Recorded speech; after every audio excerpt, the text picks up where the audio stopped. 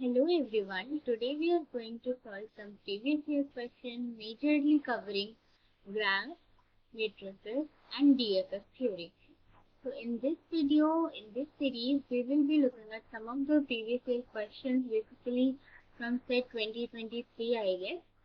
So in the last video, I have covered about week 1 to 8 where we learn about lists, tuples, dictionaries and basic um, operations there. And in this video, we will be solving some graphs generated problems that will gonna help us a lot in my in our exam. And since we have very few days left, so let's begin. So in this question, we are asked, they said that consider a graph generated from n rows, force table that is represented by a matrix M. Each node in the graph corresponds to a student from the table. Sequence number used to label the nodes in the graph. Study the given pseudocode and answer the following purpose. Okay, so in this type of question, what we have to do is um, basically जैसे graph theory हम पढ़ते हैं right, उसमें nodes होते हैं या DFS tree में जब हम नेबर फाइंड करते हैं कि एज है या नहीं है. So I will again say that कि week 11 में I think that I have covered the basic concept. तो week 11 का स्टार्टिंग का पार्ट देख लो अगर कोई कंफ्यूजन है related to matrices and graph. But मैं ये कह रही थी कि हमें जैसे मैंने कहा था स्टार्टिंग में जब मैं वीडियो रिकॉर्ड करती थी कि हमें जैसे कोर्स टेबल का डेटा यूज करने के लिए ज़रूरी नहीं है कि हमारे पास कोर्स टेबल हो. तो सिमिलरली है यहाँ पे लिखा है ग्राफ, तो यहाँ पे ज़रूरी नहीं है कि हम एक एडजेसेंसी मैट्रिक्स बनाएं ही बनाएं. एडजेसेंसी मैट्रिक्स डीएफएस ये वाली प्रॉब्लम्स हम तब सॉल्व करते हैं ये बेसिकली हमें कोई डायग्राम गिवन होते हैं, नोट्स गिवन होते हैं, एजेस हमें दिख रहे होते हैं. बिकॉज इस टाइप के क्वेश्चन में जहाँ सिर्फ कोड लिखा होगा, प्रोसीजर लिखा होगा, हम चाह के भी एजेस तो बना लेंगे लेकिन हम नोड्स को पॉइंट नहीं कर पाएंगे, सीक्वेंस नंबर को मैच नहीं कर पाएंगे. तो हम इसे बेसिक ऑपरेशन के थ्रू जैसे हमारी जनरल नॉलेज होती है ना उसके थ्रू हम सॉल्व करने की कोशिश करेंगे ज़्यादा से ज़्यादा. बिकॉज क्या होता है कि most of the problem city में ज़्यादा कुछ रिक्वायर नहीं करते, उनकी मतलब रिक्वायरमेंट बहुत कम है. So even if you know attain that sort of knowledge कि यूजफुल रहे, काम आ जाए, बस उतना ही हमें देखना है. तो जल्दी से हम लाइन नंबर 1 से स्टार्ट करते हैं. और हाँ, ये ध्यान दें कि हमारे कोर्स में n क्रॉस n मैट्रिक्स है जैसे कि मैंने लास्ट टाइम भी बताया था. तो यहाँ पे बोला गया है for each I in rows M for each element J in columns of N. मतलब रोज और कॉलम जैसे हम एडजेसेंसी मैट्रिक्स बनाते थे ना, जैसे 0 रो 0 कॉलम 1 कॉलम, ये एक्चुअली 0 नंबर जो है ना ये इंडेक्सिंग है, ये एक्चुअली में फर्स्ट कॉलम है. और ये भी अगेन यहाँ भी 0 ही इंडेक्सिंग है, ये रियल में फर्स्ट रो. तो ऐसे हम कुछ नंबर्स लिखते थे and so on up to N. यहाँ पे भी 1 2 अप टू एन.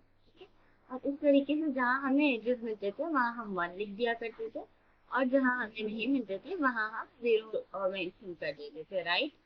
तो यहाँ पे बोला गया है लाइन नंबर 4 में M I J is assign to an empty list. ठीक है, ये एक मैट्रिक्स क्या होती है, मैट्रिक्स होता है लिस्ट ऑफ लिस्ट. ठीक है, हम लिस्ट के फॉर्म में मैट्रिक्स को लिखते हैं, है ना. इस तरीके से कुछ मैट्रिक्स होती है हमारी.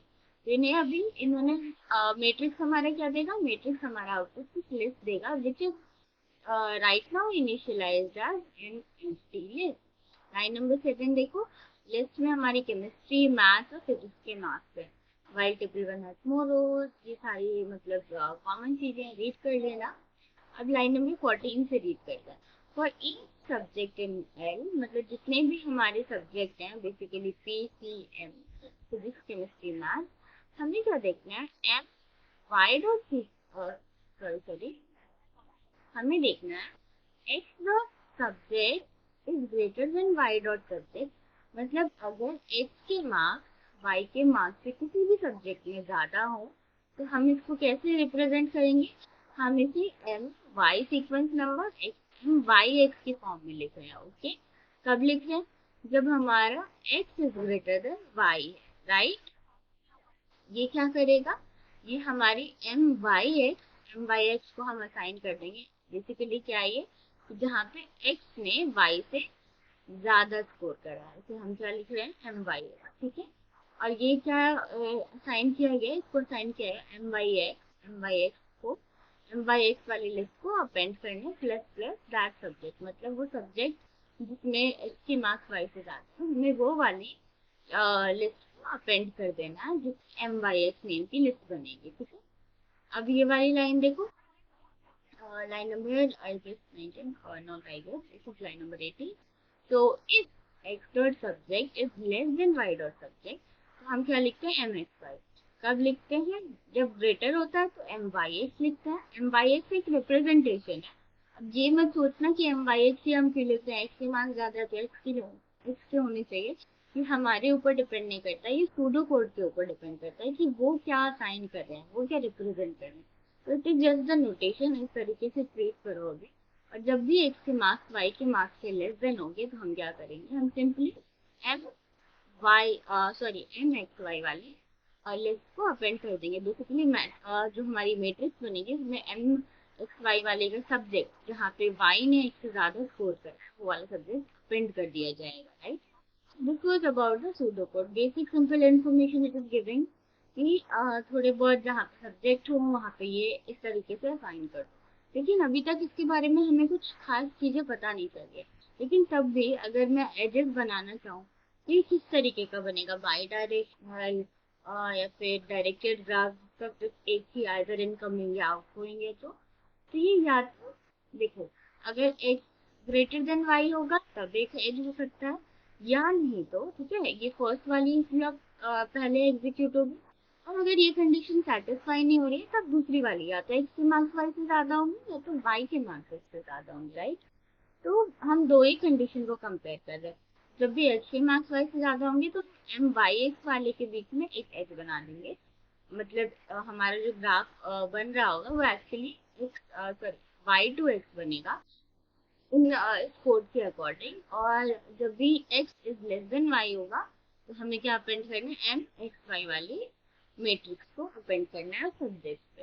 इसमें कुछ खास नहीं है। अभी अब जल्दी से क्वेश्चंस देखते हैं कि किस तरीके से क्वेश्चन है। तो ये क्वेश्चन है, for each pair of vertices I and J with I not equal J, choose the correct statement about M I J. जैसे यहाँ पे एम आई जे लिखा है ना, तो तुम इसको क्या कर सकते हो?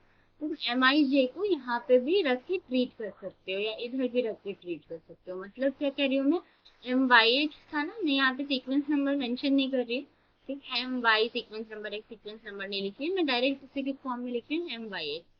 इसी को अगर मैं एम आई जे के फॉर्म में लिखना चाहूँ तो ये कुछ इस तरीके से हो जाएगा। जहाँ पे देखो आई हमारा पहले आता है ना, आई हमारा फर्स्ट वाला इंडेक्स है, जे हमारा सेकंड वाला इंडेक्स है। तो जहाँ पे आई फर्स्ट इंडेक्स होगा और जे सेकंड इंडेक्स होगा, मतलब एक्स फर्स्ट इंडेक्स और जे वाई सेकंड इंडेक्स, तो उस केस में क्या हो रहा होगा? उस केस में ये वाली चीज एग्जीक्यूट हो रही होगी। अब how I am able to figure it out कि कौन सा वाला केस लेना है, इसे हम सिंपल रिप्रेजेंटेशन से कह सकते हैं कि एम आई जे मतलब देखने से ही लग रहा है, राइट, कि आई एथ एलिमेंट पहले जे एथ एलिमेंट बाद में। इसका मतलब क्या हुआ कि जे ने आई से ज्यादा स्कोर किया, और आई इक्वल टू जे तो कभी होगा ही नहीं, बिकॉज मैंने आपको स्टार्टिंग में ही बता दिया था कि जब भी हम 0 0 1 1 या मतलब डुप्लीकेट नहीं, मतलब सेम वैल्यू के लिए I where I is equal to J, वहाँ पे भी एज नहीं होगा। मतलब अगर मैं 0 0 का ट्राई भी करूँ ना, zero throw and zero column, वहाँ कोई एज नहीं होगा। अगर मैं 1 1 का ट्राई भी करूँ कि बस फर्स्ट रो, मतलब एक्चुअली में सेकंड रो होगा बट फर्स्ट इंडेक्स वाला रो फिर फर्स्ट इंडेक्स वाला कॉलम, तो ये हमेशा ही जीरो होंगे। अगर ये मतलब बाई डायरेक्शनल है, बेसिकली दोनों तरफ से डायरेक्टेड है, या फिर सिंगल भी मतलब एक के डायरेक्शन है, तब भी यहाँ पे कोई भी एज खुद के साथ, मतलब कोई भी वर्ड खुद के साथ कभी एज नहीं बनेगा। आप कोई भी कॉर्नर देखो, उसको मतलब जहाँ भी कोई कॉर्नर है उसको कोई दो अलग सब्स्टिट्यूट लग रहे होंगे एक एज बनाने के लिए, लेकिन वो कभी खुद के साथ कोई एज नहीं बनाता। इसलिए इन्होंने पहले ही मेंशन कर दिया कि I not equal to J है, राइट। देन इन्होंने कहा है कि जब भी I not equal J, I not equal J, तो हमारी तो कंडीशन थी, but really sorry, M I J, ठीक है, एम आई जे मेरा रिप्रेजेंट हो रहा है मतलब as it is, I first J बाद में, तो यहाँ पे एक्स फर्स्ट और वाई बाद में वाला कौन सा कंडीशन है, जहाँ पे एक्स के मार्क्स लेस देन वाई के मार्क्स, तो या एक्स की किसी पर्टिकुलर, सॉरी, हाँ, सॉरी सॉरी, हाँ, तो मतलब वाई के मार्क्स किसी सब्जेक्ट में पर्टिकुलरली तो ज्यादा, राइट। ये क्या रिप्रेजेंट करेगा, ये देखो, ये ध्यान से देख लेना, मैं थोड़ा जूम करने का ट्राई करती हूँ, क्योंकि ना कभी कभी क्या होता है कि एग्जाम में एम आई जे भी आई आई की तरह लग रहा होता है, जे आई मुझे समझ नहीं आता है, तो यहाँ पे क्या है, सब में आई जे ही लिखा हुआ है, ठीक है, आई जे आई जे आई जे।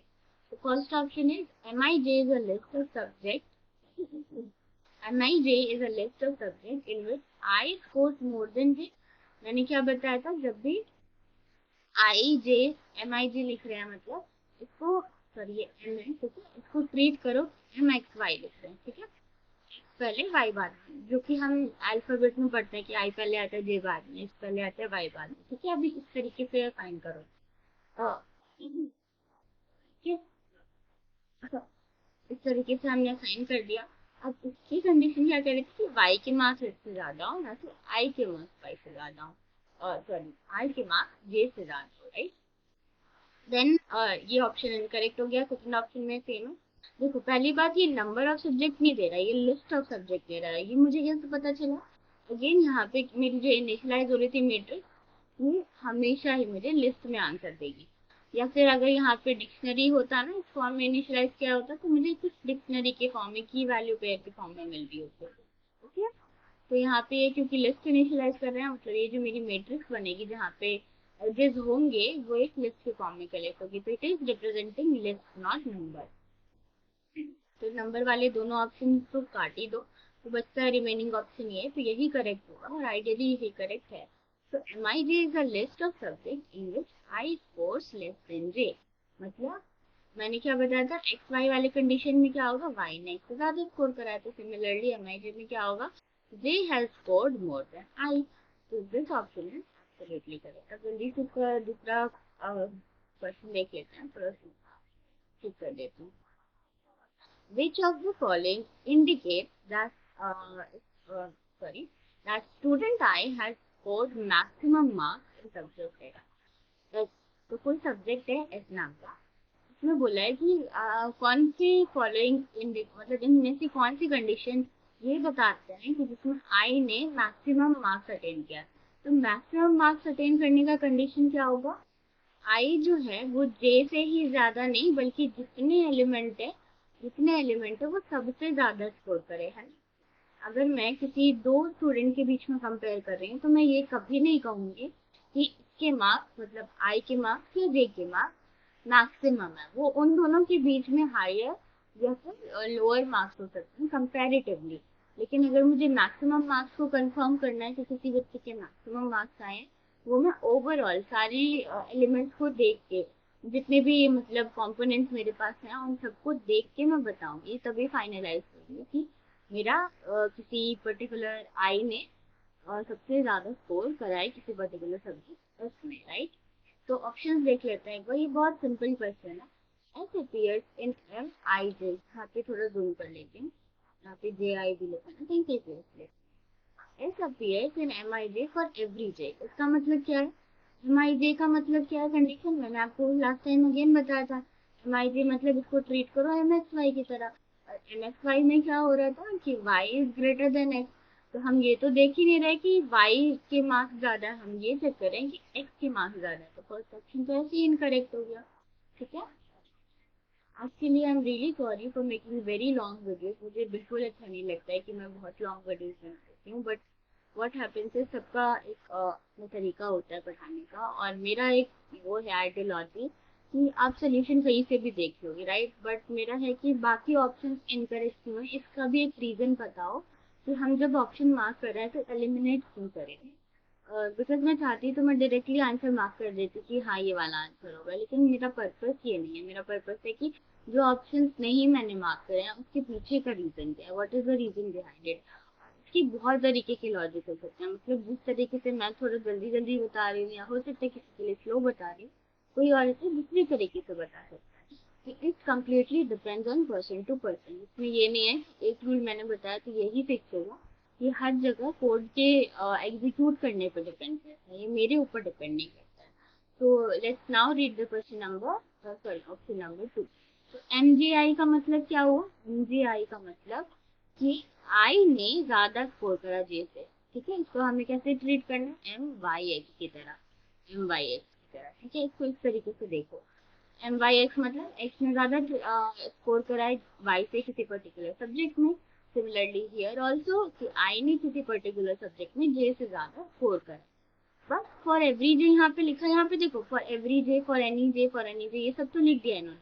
लेकिन तुम ये देखो कि मैंने आपको स्टार्टिंग में ही क्वेश्चन में बता दिया था कि आई अगर सिर्फ जे से ग्रेटर होगा ना, एम वाई एक्स अगर मैं एवरी जे लिख भी दूं, मतलब कि पहले आई को जे से करो, फिर आई को के से करो, फिर आई को एल से करो, एक एक करके कंपेयर कर रहे हैं हम। ठीक है, उस केस में इस तरीके से दिख रहा है। लेकिन मैंने मतलब सॉरी स्टार्टिंग में ये बता दिया था कि आई अगर मैं जे से, एम एम जे आई का मतलब क्या हुआ, एम वाई एक्स वाली मैट्रिक्स जहाँ पे एक्स ने ज्यादा स्कोर करा है वाई से, मीन्स आई ने ज्यादा स्कोर करा है जे से।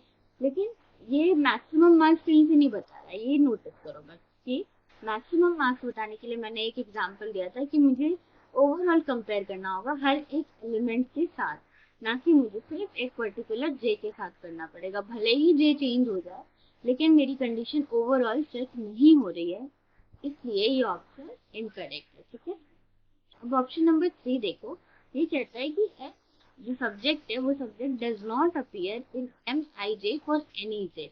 मतलब एम आई जे में क्या होता है, जहाँ पे क्या होता है जे ज्यादा स्कोर करता है आई से। अभी मैं बार बार बताऊंगी नहीं, मैं डायरेक्ट बता देती हूँ। ठीक है, तो एनी जे ये कहता है कि ये एम आई जे वाली लिस्ट में कभी अपीयर ही नहीं करेगा। जो सब्जेक्ट है जिसमें एक्स ने मैक्सिमम मार्क्स स्कोर करा है वो कभी एम आई जे में अपीयर नहीं होगा। ये तो सही बात है ना, कि जहाँ पे जे ज्यादा आई से स्कोर कर लेगा तो वहां पे आई मतलब आई की मैक्सिमम वैल्यू हम फाइंड ही कैसे करेंगे, किस लिए फाइंड करेंगे जब जे ने ज्यादा आई से स्कोर करा है। समझ रहे हो ना।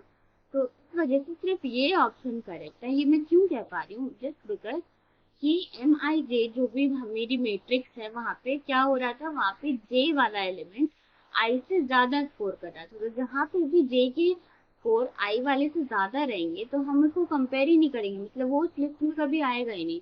जैसे मान लो कि मेरे मार्क्स किसी पर्टिकुलर स्टूडेंट से ज्यादा है, तो मैं कभी ये नहीं बोलूंगी कि जो दूसरे स्टूडेंट जो जिनके मार्क्स मेरे से कम थे वो उन्होंने मैक्सिमम स्कोर करा है जस्ट बिकॉज कि वो दूसरे स्टूडेंट से आगे। ऐसा तो नहीं है ना, हम सारे केस को कंपेयर करेंगे। तो ये ऑप्शन इसलिए सही है, ये कह रहा है कि एम आई जे कभी अपीयर ही नहीं करेगा वो सब्जेक्ट के लिए जिसमें इसके मैक्सिमम मार्क्स है वाई, बिकॉज एम आई जे का मतलब क्या था, जहाँ पे जे स्कोर कर रहा है इससे ज्यादा, not I is scoring more than J. So that is why only this option, because उसने सही सही रॉन्ग स्टेटमेंट को कमिट किया है, तो सिर्फ ये ऑप्शन मोस्ट सूटेबल है, अप्रोप्रिएट है। लेकिन 100% करेक्ट है या नहीं ये अभी हम नहीं कह सकते।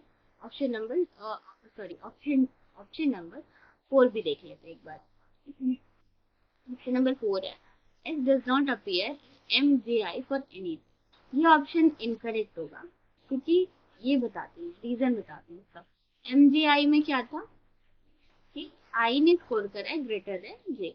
ठीक है, तो ये कह रहा है कि S does not appear in M J I for any J, मतलब ऐसा तो नहीं है ना, भले ही अगर मैं इस स्टेटमेंट को पर्टिकुलरली लेके चलूँ तो भले ही मैं आई मैक्स वाली कंडीशन को सेकेंडरी रख दूँ, मान लेते हैं कि आई मैक्स हम देख ही नहीं रहे, लेकिन ऐसा नहीं है कि ये इसमें अपीयर नहीं करेगा क्योंकि इसका कंडीशन ही यही था चेक करने का कि आई के मार्क्स जे के मार्क्स से ज्यादा है। अगर आई के मार्क्स किसी भी एक पर्टिकुलर स्टूडेंट से ज्यादा है, भले ही मैं आई मैक्स को भी इग्नोर कर रही हूँ, तो भी ऐसा नहीं है कि वो अपीयर नहीं होगा। वो एक स्टूडेंट के लिए तो कहीं ना कहीं उस लिस्ट में होगा, है ना, एक स्टूडेंट के लिए कहीं ना कहीं उस लिस्ट में होगा, लेकिन फिर ये सारे एलिमेंट को अगेन कंपेयर नहीं कर रहा है, तो ये ऑप्शन भी इनकरेक्ट है। देखो ऑप्शन तो वैसे सारे ही सिमिलर सिमिलर लग रहे हैं, लेकिन हमें मोस्ट अप्रोप्रिएट ऑप्शन मैच करना है जो कि हमारे कंडीशन को फॉलो करता है। तो because of that only this option is correct. ठीक है, so let's start with our question number 18. It says कि ये भी एक ग्राफ से लिया गया है जो कि स्कोर्स टेबल से लिया गया है, जहाँ पे हम मैट्रिक्स बनाएंगे और हर नोड जो होगा वो स्टूडेंट का जो ग्राफ रिप्रेजेंट करा हुआ नोड वो स्कोर्स टेबल से लिया गया है, जहाँ पे सीक्वेंस नंबर क्या होगा, इसका नोड का लेबल होगा और हमें कुछ क्वेश्चन का आंसर करना है। जल्दी से कोड रीड कर लेते हैं। एक को इनिशियलाइज कर दिया एम्प्टी डिक्शनरी से। लाइन नंबर 2 यहाँ से यहाँ तक रीड कर लेना। ये लाइन नंबर 4 में कहा गया है in of X dot sequence number, मतलब अगर हम कोई भी सीक्वेंस नंबर देखते हैं तो उसको किसके इक्वल असाइन करा गया है, X dot city town comma x dot gender. ये बेसिकली डिक्शनरी है जो मेरी ए, ये किस तरीके से दिख रही होगी, क्योंकि एक्स डॉट सीक्वेंस नंबर मेरा क्या बन जाएगा, की बन जाएगा। तो ये मेरा की है, मान लो 0 सीक्वेंस नंबर है और उसका क्या होगा, सिटी होगा, है ना। की वैल्यू पेयर में क्या होगा, इसमें इन्होंने असाइन करा सीक्वेंस नंबर का सिटी एंड जेंडर, तो सी कॉमा जी। ऐसे ही ये सारे सीक्वेंस नंबर के लिए फॉलो होगा। 1 फिर सी कॉमा जी मतलब सिटी एंड जेंडर। ठीक है, तो ये रहे हमारे, मतलब ये इस तरीके से कुछ हमारी डिक्शनरी दिख रही होगी। Now let's read the next line. N को असाइन कराया गया length of keys of A. जैसे हम लोगों को पता है कि कोर्स टेबल में टोटल 30 सीक्वेंस नंबर है, तो length of keys of A क्या रिटर्न करेगा, 30 रिटर्न करेगा। बट ऐसा नहीं है कि हमें 30 यहाँ लिखा ना create matrix and cross and की हमें 30 by 30 की मैट्रिक्स बनानी है, ऐसा नहीं है। हमें सिंपल मैट्रिक्स वाले प्रॉब्लम जो है ना, उसमें ज़रूरी नहीं है, जैसे मैंने हमेशा ही कहा है कि ज़रूरी नहीं है कि हम अपनी में कोर्स टेबल देखें या रियल में हम हमारा जो सीक्वेंस नंबर कंप्यूट करते रहे, क्या सिर्फ लॉजिक बेस्ड प्रॉब्लम है। लाइन नंबर 9 देखो, for each element I in keys of A. जितने भी एलिमेंट आई हैं, जितने भी सीक्वेंस नंबर, आई क्या रिप्रेजेंट कर रहा है, सीक्वेंस नंबर मेरी कीज में है, कीज क्या है, मेरी सीक्वेंस नंबर है। तो each element J in keys of A, J क्या होता है, मेरा कॉलम होता है। जब भी हम मैट्रिक्स बनाते हैं तो आई हमारा रो होता है, जे हमारा कॉलम होता है। तो for each element J in keys of A का मतलब क्या होगा कि जितने भी कॉलम्स है हमारे कीज वाले में, बेसिकली क्या बेसिकली रिप्रेजेंट कर रहा है जेंडर और सिटी। तो हमें क्या चेक करना, आई नॉट इक्वल जे। आप मोस्ट ऑफ द क्वेश्चन में क्या देखोगे, आई नॉट इक्वल जे। इसका मतलब कुछ डिफरेंट नहीं है, बस ये है कि एक वर्टेक्स खुद के साथ एज नहीं बनाता। ये ज्यादातर केसेस में आपको दिखता होगा। एंड इज रिलेटेड हमारा एक प्रोसीजर है जो ए ऑफ आई और ए ऑफ जे को लेगा। अगर मैं क्वेश्चन को स्टार्टिंग के पैटर्न के अकॉर्डिंग देखूं तो देखो ए ऑफ आई का मतलब क्या है, ए सीक्वेंस नंबर कोई आई है, ठीक है, हमारा रो नंबर आई है या सीक्वेंस नंबर आई है। एक्स डॉट सीक्वेंस नंबर की जगह अगर मैं आई पुट कर दूं तो मुझे ये क्या मिलेगा, मुझे इसका सिटी मिलेगा, जेंडर मिलेगा।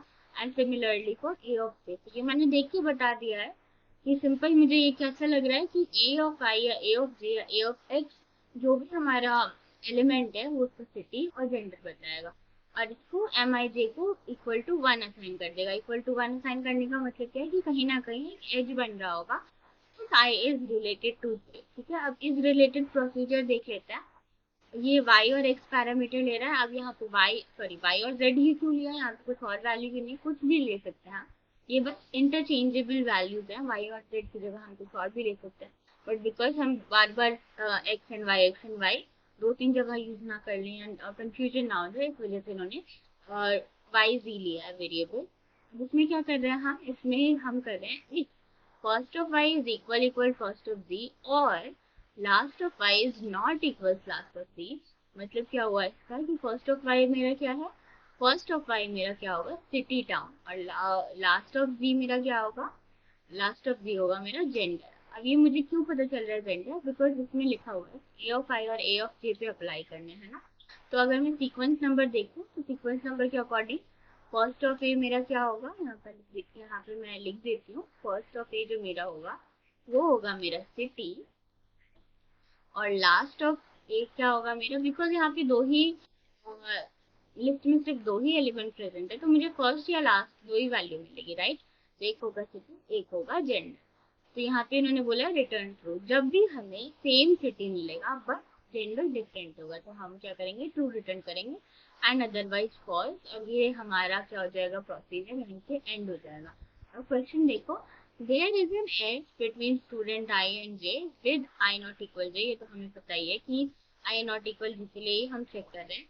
इफ मतलब ये कह रहे हैं कि कोई भी स्टूडेंट आई से जे के बीच, हो सकता है डायरेक्टेड ग्राफ हो या हो सकता है बाई डायरेक्शनल ग्राफ हो या अनडायरेक्टेड कह लो, बट क्योंकि इन्होंने बोला है आई से जे के बीच में एज कब होगा, जब ये वाली कंडीशन फॉलो होगी, लाइन नंबर 11 वाली कंडीशन फॉलो होगी, या फिर कह लो कि लाइन नंबर 18, दोनों का कहीं ना कहीं मतलब सेम है, बिकॉज ये क्या कर रहा है, ये इस रिलेटेड प्रोसीजर को रिकर्सिवली कॉल कर रहा है, राइट। तो ये दोनों का मतलब सेम है कि हमें क्या करना है, first of G equal last of G, sorry first of G equal first of G, sorry जो भी है फर्स्ट वाई फर्स्ट जी, ये वाली चीजें हमें चेक करनी है, ठीक है।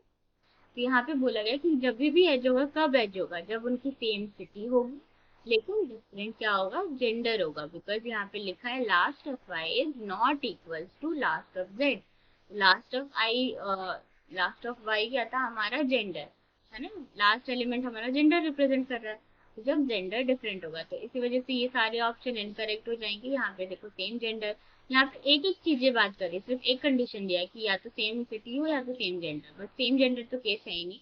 और सिर्फ एक कंडीशन हम चेक नहीं कर रहे, हमने क्या लिखा है, और सेम सिटी तो होनी चाहिए but same gender, because it is a multiple choice question, मतलब मल्टीपल सिलेक्ट क्वेश्चन नहीं है ये।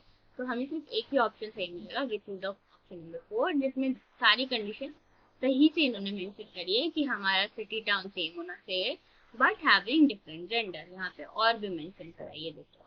इस वजह से हमारा मोस्ट अप्रोप्रिएट आंसर क्या हो जाएगा, आंसर नंबर ऑप्शन नंबर 4। तो let's solve our next question now. तो शायद मुझे लगता है कि हमारे ये पीडीएफ में मिसमैच हो गया है, कहीं कहीं पे ऑप्शन किसी और क्वेश्चन की थे। तो जिस क्वेश्चन के ऑप्शन स्ट्रेट फॉरवर्ड लिखे गए हैं, मतलब क्वेश्चन देन ऑप्शन, मैं पहले वो वाले क्वेश्चन पिक करती हूँ, और जहाँ मिसमैच हो गया उसकी जगह मैं दूसरे क्वेश्चन ट्राई करूंगी करा देने के लिए। तो ये क्वेश्चन हमारा फिर से अगेन ग्राफ से लिया गया है, स्कोर टेबल से बनाया गया है, और ये क्या रिप्रेजेंट करेगा, एक मैट्रिक्स बना देगा, ठीक है। Each node in the graph correspond to student from the table. Sequence number is used as label. ठीक है, यहाँ तक तो हमें पता है। डिक्शनरी को इनिशियलाइज कर दिया है एम्प्टी डिक्शनरी से, सॉरी डी वेरिएबल को इनिशियलाइज कर दिया है एम्प्टी डिक्शनरी। ये लाइन आप रीड कर लेना। क्वेश्चन लाइन नंबर 4 में बोला गया है D X dot sequence number is equal to P की है, टी एक की है, एम एक की है, पी पी एम, ये मेरे क्या है, ये तीनों ये मेरे कीज है। और उसकी कोलन के बाद जो लिखा गया क्या है, ये मेरे मार्क्स उस सब्जेक्ट में। तो इस तरीके से मैं कहूँ कि कोलन के बाद वाली वैल्यू मेरी वैल्यू बता रही है, मार्क्स की वैल्यू बता रही है। तो इट इज मेरा जो D of x sequence number है ना, यहाँ पे देखो हम मैट्रिक्स बनाते थे तो मैंने बताया था कि लिस्ट ऑफ लिस्ट होती है मैट्रिक्स को, लेकिन यहाँ पे इनिशियलाइज करा है डिक्शनरी से, तो अब ये डिक्शनरी के फॉर्म में लिख रहा है। तो ये देखो आप, इन्होंने लिखा है कि फिजिक्स हमारा एक की है जिसका रिस्पेक्टिव फील्ड है या वैल्यू है कि फिजिक्स मार्क्स, ऐसे ही सी के लिए भी, केमिस्ट्री के लिए भी, ऐसे ही सिमिलरली मैथ्स के लिए भी। तो एक्चुअली हमारे डी में कितने कंपोनेंट्स हैं, 3 कंपोनेंट्स हैं, डिपेंडिंग अपॉन द सब्जेक्ट या फिर उसके मार्क्स प्रेजेंट है या नहीं। देखते हैं हाईएस्ट लोएस्ट या किस चीज की बात हो रही है। लाइन नंबर 7 8 9 में इन्होंने एक प्रोसीजर को कॉल करा है, गेट एड मैट्रिक्स, ठीक है। एड मैट्रिक्स क्या हुई, मैट्रिक्स क्या हुई, एडजेसेंसी मैट्रिक्स, जहाँ पे हम डी से एक मैट्रिक्स ले रहे होंगे और जिसके पैरामीटर होंगे पी पी एम। पी क्या रिप्रेजेंट कर रहा है, फिजिक्स केमिस्ट्री और मैथ्स, ये सारी हमारी क्या हो गया, सब्जेक्ट हो गए। जल्दी से प्रोसीजर देख लेते हैं कि एड मैट्रिक्स का प्रोसीजर क्या है। लाइन नंबर 11 में हमने एक डिक्शनरी से क्या लिए हैं, हमने डिफरेंट सब्जेक्ट्स को पिक करा। अब यहाँ पे सिर्फ एक ही सब्जेक्ट है और हमें एक ही सब्जेक्ट के हिसाब से कंपेयर करना है। मतलब अगर मैं फिजिक्स की मार्क्स देखूंगी तो मैं सब्जेक्ट की जगह पे सी डाल दूंगी, अगर मैं केमिस्ट्री के देखूंगी तो मैं सी डाल दूंगी, and similarly for math also. तो ये एक ही सब्जेक्ट के लिए कर रहा है, ये ऐसा नहीं है कि S1 S2 S3 एक साथ कंपेयर करें, ठीक। अब बाकी ऑप्शंस, सॉरी बाकी लाइंस में देख लेते हैं। लाइन नंबर 12 है, एंड सिंपली क्या है मेरा, length of keys of dictionary, जितने भी डिक्शनरी में कीज हैं, और कितनी कीज होंगी, 3 तो होंगी ही होंगी, 3 से कम हो भी सकती है या नहीं भी, ये डिपेंड करता है। ठीक है, तीन चार चार चीज होंगी मेरी, फिजिक्स, केमिस्ट्री और मैथ। ठीक है, और एम मेरी मैट्रिक्स बनानी है for each element I in rows of M. Rows मेरे जितने भी एलिमेंट्स होंगे, मतलब जितने भी मेरे कीज हैं मेरी मैट्रिक्स में। एडजेसेंसी मैट्रिक्स में कैसे बनाते हैं, रो और कॉलम ऑपरेशन से। पहले हमें रो मिलेगा, फिर कॉलम मिलेगा और रिस्पेक्टिव वैल्यू मिलेगी अगर वहां पे कोई एज होगा तो। For each element J in column of M, मतलब जे क्या है मेरा, कॉलम तो रिप्रेजेंट ही कर रहा है, लेकिन जे मेरा रिप्रेजेंट कर रहा है बेसिकली मार्क्स, और रोज मेरा क्या रिप्रेजेंट कर रहा था, subject. I not equal J, again same condition कि जब भी आई नॉट इक्वल जे होगा तभी हम ये लूप एग्जीक्यूट करेंगे। इसमें दिस नाम का एक वेरिएबल है जो कि आई के सब्जेक्ट में से जे के सब्जेक्ट को माइनस कर, ठीक है, आई के सब्जेक्ट में से जे को, ना कि जे के सब्जेक्ट में से आई को। और फिर ये क्या देखता है कि पहले मान लेते हैं मेरे आई ने स्कोर करा, कोई स्टूडेंट है आई, उसने स्कोर करा लेट्स से 90 और जे ने स्कोर करा है हमारे 30। ठीक है, इतना स्कोर करा है। फिर दूसरी वाली कंडीशन है इसी केस होगी और डिफरेंस। ये देखो, इसको मैं इस तरीके से भी लिख सकती हूँ ना, तो मैं लिख सकती हूँ difference is less than equals to 20 but greater than equal to 10, या ग्रेटर देन इक्वल टू 10 है लेकिन लेस देन इक्वल टू 20। बात एक ही है, इन्होंने अलग अलग से करा है, एंड यहाँ पे दिया है इन्होंने एंड। तो ये इस तरीके से भी हम रिप्रेजेंट कर सकते हैं कि अगर डिफरेंस हमारा 10 या 10 से ज्यादा हो बट 20 या 20 से कम हो, तो अब हम क्या करेंगे, एम आई जे के बीच में असाइन कर, एम आई जे के बीच एक एज बना देंगे और एम आई जे वाले एलिमेंट के को असाइन कर देंगे 1 से, जो कि सही है। मतलब आई और जे के बीच में तभी एज होगा जब उसकी, सॉरी, तभी वैल्यू 1 आएगी जब उसके बीच में एज होगा।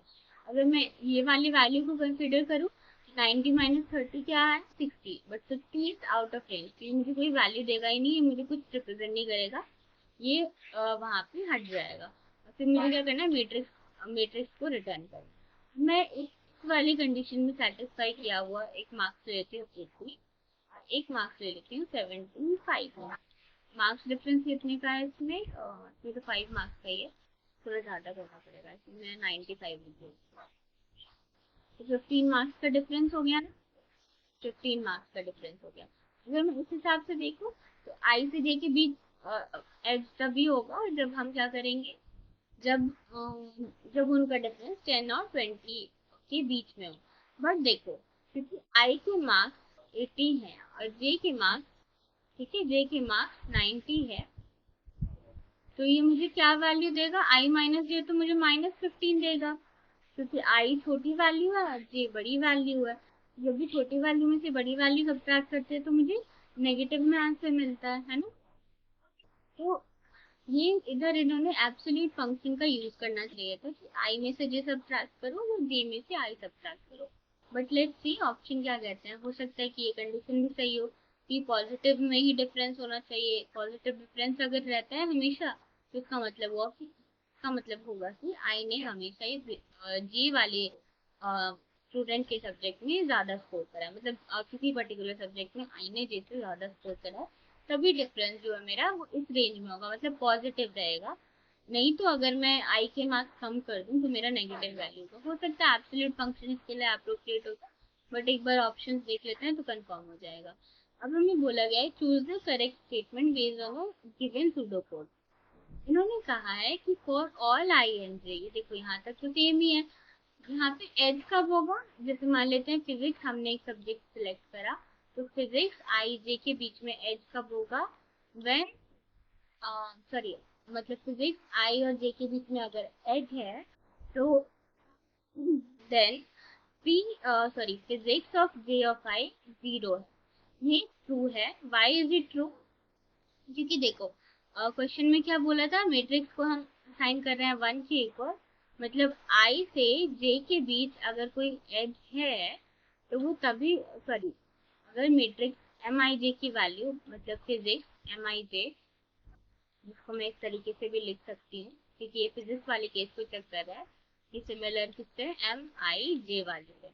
तो अगर ये 1 असाइन किया गया है, मतलब फिजिक्स वाले आई और जे की वैल्यू अगर 1 है, तो मतलब क्या हुआ कि आई का एक एज है जे के साथ, है ना।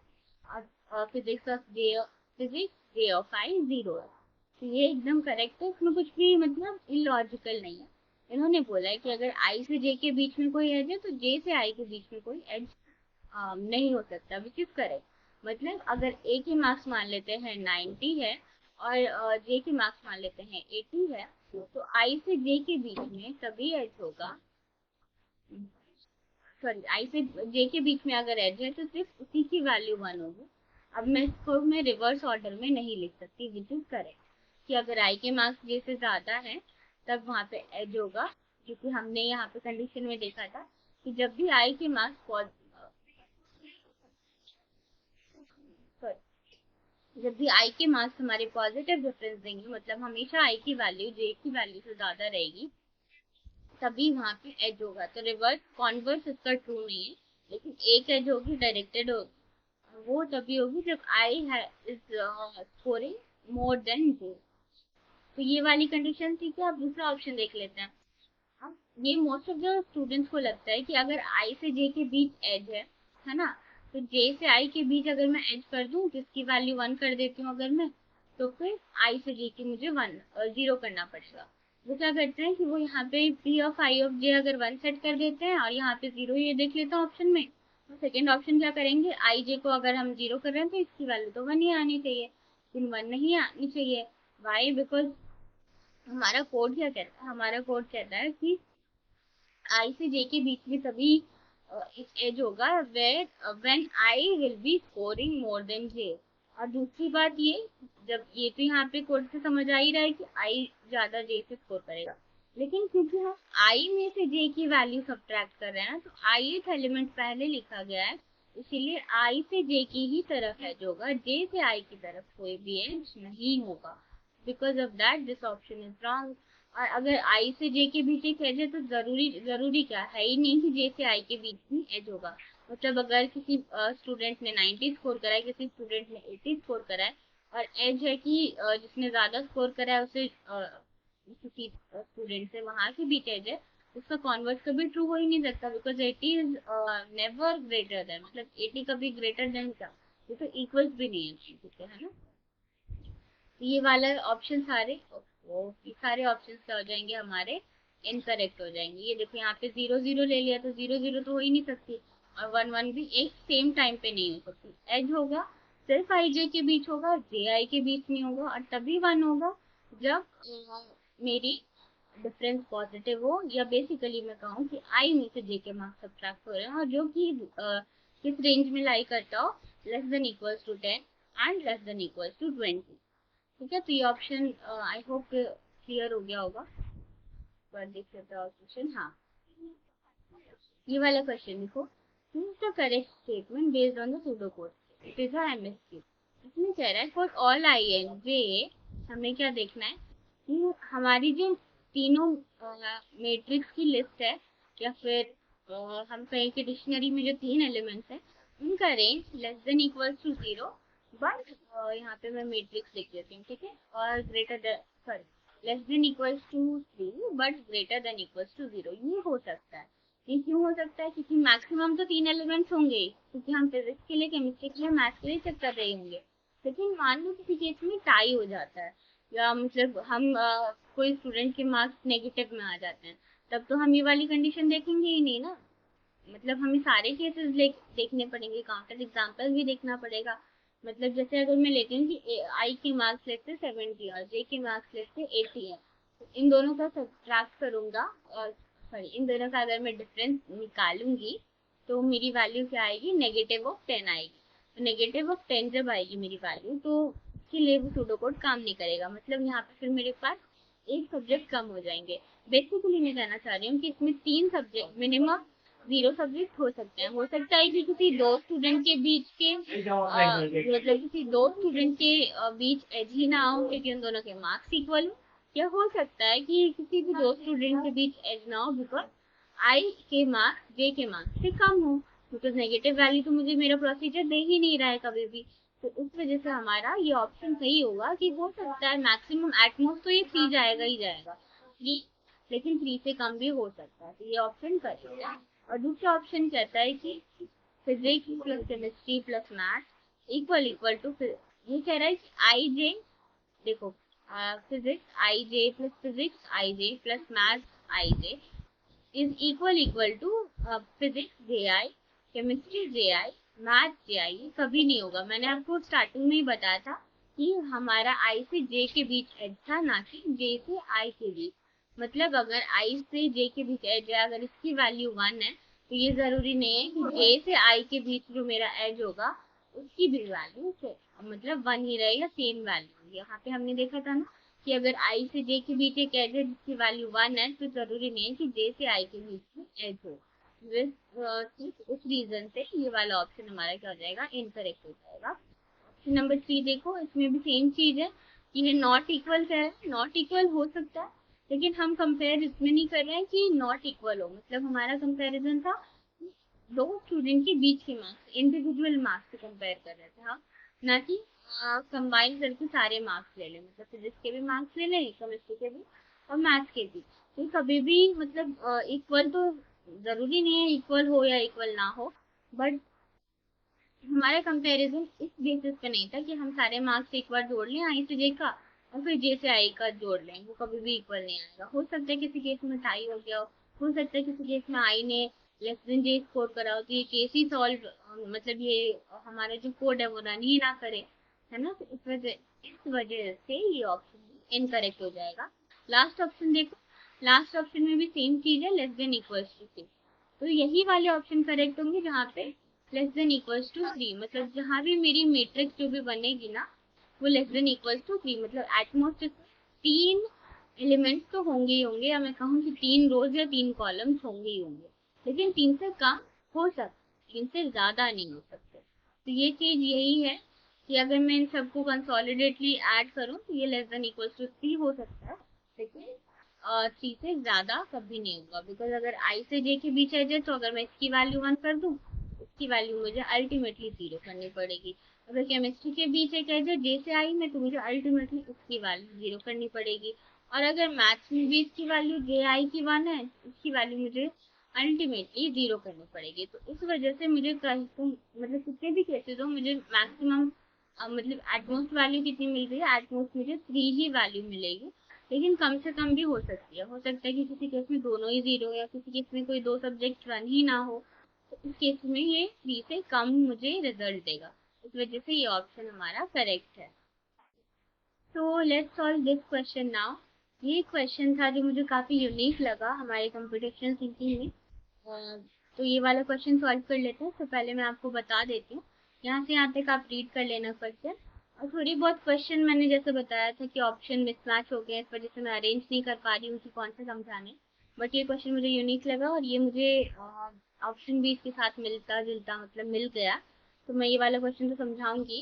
लेकिन जो क्वेश्चन मैं नहीं करवा रही हूँ, या फिर मेरा एक एडवाइस है कि आप एक एक या दो सेट तो पीवाईक्यू कर लो। बिकॉज एक दो सेट भी अगर कर लोगे ना, बिकॉज मैं अपने टाइम में तो 3 कर लिया करती थी, बट लेकिन एक या दो भी अगर आप कोई पीवाईक्यू सॉल्व कर लो खुद से, without the help of chat GPT या फिर गूगल या फिर कोई भी लेक्चर, अगर आप इतना उसमें 40 से अबव स्कोर कर पा रहे हो या 40 भी स्कोर कर पा रहे हो, तो आपके डेफिनेटली एंड टर्म में 40 से अबव ही आएंगे। बिकॉज ये बहुत अच्छे क्वेश्चन थे, मतलब हमारे पीवाईक्यूज में रहते हैं। तो चलो अब देख लेते हैं कि हमारा ना एक प्रोसीजर है पैलिंड्रोम में। बता देती हूँ पैलिंड्रोम क्या होता है। तो कोई भी वर्ड जिसको हम शुरू से, मतलब जैसे होता है, बेसिकली मैं कहना चाह रही हूँ कि जिसका फर्स्ट लेटर और लास्ट लेटर सेम, और इसको मैं शुरू से लिखूं या फिर लास्ट से लिखूं, वो सेम ही मीनिंग है रहे और सेम ही लेटर्स रहे। मतलब क्या, जैसे मैंने एक वर्ड लिया, मान लो रे कार, ये आपके पाइथन में भी आएगा। पाइथन में भी इसका बहुत इंपॉर्टेंट रोल है। बहुत इंपॉर्टेंट नहीं मतलब, हाँ, लेकिन 2 to 3 मार्क्स वाले क्वेश्चन में इसका वेटेज काफी रहता है। तो ये अभी सीख लो, ये ज्यादा बेटर है। जैसे मान लो रेस कार है, ठीक है, तो इसका फर्स्ट लेटर और लास्ट लेटर तो सेम है। तो मैं पैलिंड्रोम की दो कंडीशन बताती हूँ कि हम पैलिंड्रोम कब बोलते हैं। तो फर्स्ट कंडीशन, दो ही कंडीशन हमें चेक करनी है। पहली कंडीशन ये, फर्स्ट कंडीशन होगी हमारी कि first will be equal to last, ठीक है। मतलब first letter of the word will be equal to my last letter of the word. Second condition मेरी क्या होगी, ये थी मेरी फर्स्ट कंडीशन। और सेकंड कंडीशन मेरी क्या होगी कि मैं उसे यहाँ से स्टार्टिंग टू एंड में लिखूं या फिर अपोजिट साइड से लिखूं, इसका लेटर, इसकी मीनिंग हमेशा सेम ही रहेगी। जैसे मैं यहाँ पे लिख के दिखाती हूँ, ये रेस कार मैंने एग्जांपल लिया, मुझे तो पता है पैलिंड्रोम क्या होता है, तो इसलिए मैंने मतलब यही वाले एग्जांपल्स लिए हैं जो कि पाइथन में पूछे जाते हैं, ताकि और इजी हो जाए उस टाइम पे समझने में। जैसे रेस कार है, ठीक है, इसे मैं आगे से लिखूं RACE, अभी मैं फ्रंट से लिख रही हूँ, फिर मैं लिख रही हूँ CAR। अब इसको अपोजिट साइड से लिख के एक बार देखते हैं। तो ये R पहले है तो मैं इधर R लिख दूंगी, फिर A है, A लिख दूंगी, फिर C है, फिर C लिख दिया, फिर E आया, फिर मैंने E लिख दिया, फिर C आया, फिर से मैंने C लिख दिया, और फिर A, और फिर R। तो ये सेम ही वर्ड है ना, रेस कार पहले भी मेरा वैल्यू था, मतलब पहले भी मेरा वर्ड रेस कार ही था, और अभी भी मेरा वर्ड रेस कार ही है। क्या तुम ये वर्ड देखो, नेम है नितिन, ठीक है। तो देखो, पहले हमें क्या चेक करना है कि फर्स्ट और लास्ट लेटर सेम है, बिकॉज देखो, अगर फर्स्ट लेटर मान लेते हैं, मैंने निखिल ले लिया, ठीक है, अगर फर्स्ट और लास्ट लेटर मेरे सेम है ही नहीं, तो मेरे को चेक करने की कोई ज़रूरत ही नहीं है। तो मेरा कंडीशन तो यहीं से होगा, कंडीशन की फर्स्ट लास्ट लेटर सेम होने चाहिए, तो ये सेम है। अब इसको मैं यहाँ से लिखूँ NITIN लिखूँ, मतलब स्टार्टिंग टू एंड में जाऊँ, या फिर यहाँ से यहाँ लिखूँ, इसकी वैल्यू या इसका नेम हमेशा सेम ही रहेगा, नितिन का नितिन ही रहेगा। जल्दी से हमारा पैलिंड्रोम का कोड देख लेते हैं। तो यही है, इस पैलिंड्रोम में कोड है जो कि पहले चेक करेगा फर्स्ट लेटर और लास्ट लेटर इक्वल है या नहीं, मतलब सेम है या नहीं, फिर हमें बताएगा कि क्या हम इसे स्टार्टिंग टू एंड में लिख रहे हैं या एंड टू स्टार्टिंग में लिख रहे हैं, उसकी सेम रिजल्ट, उसका सेम रिजल्ट आ रहा है या फिर नहीं। ठीक है, यहाँ पे हमें कुछ कोड फिल करना है। एक वर्ड लिस्ट है, वर्ड टू लिस्ट है। वर्ड लिस्ट क्या करेगा, वर्ड टू लिस्ट चेक करेगा किसी पैरामीटर एक्स को, जो कि हमारा बेसिकली क्या होगा, वर्ड। फ्लैग है हमारा इस पैलिंड्रोम वर्ड लिस्ट। अब हमारा एक प्रोसीजर है वर्ड टू लिस्ट। अब ये प्रोसीजर रीड करते हैं, वर्ड टू लिस्ट क्या है। आई को हमने 1 के इक्वल असाइन कर दिया है, बिकॉज अगेन अगर हमारे पास कोई भी 0 से असाइन होगा तो मतलब कोई भी लेटर नहीं है, तो हम यहाँ से स्टार्ट ही नहीं कर सकते, मिनिमम एक लेटर तो होना ही चाहिए। तो यहाँ पे आई हमने 1 ले लिया है, कैरेक्टर्स को एम्प्टी लिस्ट से इनिशियलाइज कर दिया है। और लाइन नंबर 10 देखो, while I is less than equals to X dot letter count, जब भी मेरा I X dot letter count से कम होगा, तो मैं क्या करूंगी, कैरेक्टर जो है ये मेरे ये जो है मेरे कैर जो वेरिएबल है, कैर बोलो या चार्ट या जो भी लिखा हुआ है यहाँ पे, तो ये जो मेरे कैरेक्टर मतलब लेटर्स ही बताना चाहे, तो ये क्या कर देगा, इस वाले कैरेक्टर वाली वैल्यू को असाइन अपेंड कर देगा मेरी लिस्ट में, वो जो ith लेटर है, और फिर मुझे कैरेक्टर वाली वैल्यू दे देगा, एंड वर्ड टू लिस्ट, ठीक है। बेसिकली यहाँ से यहाँ तक में हो क्या रहा है, यहाँ से यहाँ तक में हो रहा है कि ये देख रहे हैं कि कहीं I is less than equal X dot letter count है, मतलब अगर हमारा I X dot less than है हमारे एक्स डॉट लेटर काउंट से, हमारे लेटर काउंट से, तो हम इसके कैरेक्टर्स को अपेंड करते जा रहे हैं। जैसे कि मैंने अगेन रेस कार में लिख देती हूँ आप, या फिर उन्होंने मैडम का एग्जाम्पल दिया, तो हम मैडम ही लेके चलते हैं, ठीक है। MADM अगर मैं स्टार्टिंग से लिखूँ या बैकवर्ड डायरेक्शन में लिखूँ, इसका आंसर मुझे, इसका रिजल्ट मुझे मैडम ही मिलेगा। तो इसका देखो, इसमें क्या कहना चाह रहे हैं कि मैं जब भी आइट्रेशन अपना, जब भी मेरा आइट्रेशन वो होगा ना, इंक्रीमेंट होगा, बढ़ेगा आइट्रेशन, तो मैं क्या करूँगी, कैरेक्टर्स को मेरी लिस्ट में अपेंड कर दूंगी। मैं अपनी कैरेक्टर्स के लिस्ट में M डाल दिया मैंने, फिर A डाल दूंगी, फिर D डाल दूंगी, मतलब जितनी भी बार ये मेरे वेरिएबल्स मुझे दिख रहे हैं वो मैं डाल दूंगी। और फिर मुझे बेसिकली चेक करना है कि क्या ये पैलिंड्रोम है या नहीं। और यहाँ पे पैलिंड्रोम की कंडीशन क्योंकि मैंने आपको अब बता दी है, तो मुझे नहीं लगता है कि आपको कोई भी दिक्कत होगी ये वाला कोड को फिल करने में। तो जल्दी से ऑप्शन देख लेते हैं इसका प्रोसीजर। देखो, इस पैलिंड्रोम यहाँ पे देखो, if length of I is less than equal to 1 return, ये रिटर्न ट्रू क्यों कर रहा है। हम इन सारे क्वेश्चन में क्या करेंगे, एक ऑप्शन को लेके चलेंगे और उसमें से इसकी कंक्लूजन निकालेंगे, और जहाँ भी गलती लगेगी हम वो एलिमिनेट करके दूसरा ऑप्शन पे चले जाएंगे, ठीक। तो अगर मान लो मेरा कोई एक वर्ड है आर, तो अगर मैं आर को स्टार्टिंग से लिखूँ या बैकवर्ड डायरेक्शन में लिखूँ, ये हमेशा ही आर ही रहेगा, ये चेंज नहीं होगा। इस केस में मुझे हमेशा ट्रू रिटर्न करना ही पड़ेगा, बिकॉज मैं आर का रिवर्स भी कर दूँ तो भी ये आर ही रहेगा, ठीक है। और फिर लाइन नंबर 5 में देखो, मैंने आपको बता दिया था, इस first of L equal to last of L होना चाहिए था ना, जैसे मैं मैडम केस ले लूँ, तो मेरा क्या होना चाहिए, फर्स्ट ऑफ एल, पहली condition first of L last of L के इक्वल होनी चाहिए, और फिर दूसरी कंडीशन कीवर्ड पैलिंड्रोम होना चाहिए, मतलब स्टार्टिंग से को या एंड के बाद सेम रहनी चाहिए। ये रिटर्न फॉल्स, ये एग्जीक्यूशन ठीक है कि जब मेरा first of L last of L के इक्वल ना हो तो क्या मुझे रिटर्न करना है, फॉल्स रिटर्न करना है, which is true.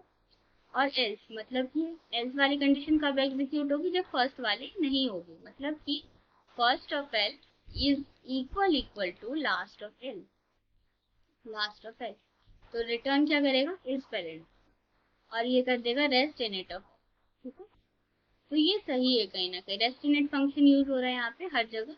Rest in it क्या करता है, मैंने आपको बताया था, कोई भी लिस्ट पे अगर मैं इनिट फंक्शन लूँ तो इनिट क्या करता है, लास्ट एलिमेंट रिमूव कर देता है और रेस्ट वाला फर्स्ट एलिमेंट रिमूव कर देता है, रिमेनिंग जो मिडिल एलिमेंट रह जाते हैं ये हमें वो वाली वैल्यू को रिटर्न कर देता है, और ये पैलिंड्रोम प्रोसीजर खत्म हो जाएगा। तो ये कंडीशन मतलब एग्जीक्यूशन सही है कि ये चेक कर रहा है कि first of L last of L के इक्वल होगा तभी मुझे ये पैलिंड्रोम देगा, अगर first of L last of L के इक्वल नहीं है तो ये मुझे फॉल्स वैल्यू रिटर्न करेगा। अभी के लिए ऑप्शन ठीक लग रहा है, बाकी ऑप्शन रीड कर लेते हैं।